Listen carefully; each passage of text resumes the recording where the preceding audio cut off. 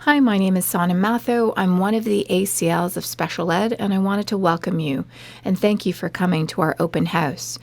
This presentation is specifically on the Autism Spectrum Disorder Intensive Support Program, and I'm going to refer to that program as ASD ISP from now on.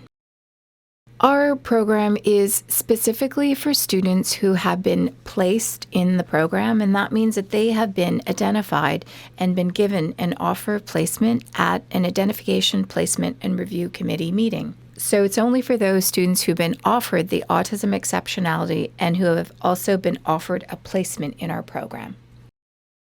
It means that our students are partially integrated, so it means that half of their classes are in the 9 coded courses.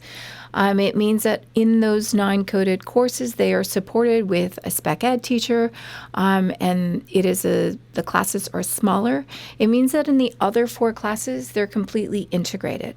The only difference for those students in the ASD LD program is they also have access to Resource Room 205. And that is the ASD resource room.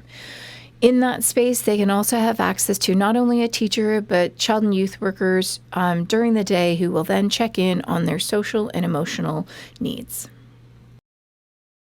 What does that room look like, the Resource Room 205? It basically means that students can come in for any accommodations such as time, alternate space, computer options, or assistive technology.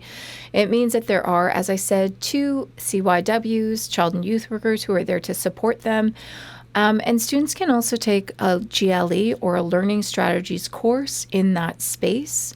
The CYWs will offer lunchtime programs, and that can mean things such as public speaking, social supports, game playing, and other things. It's very student-focused, and that means if there are needs that students require, then those CYWs will then pick that up and run a presentation based on those needs.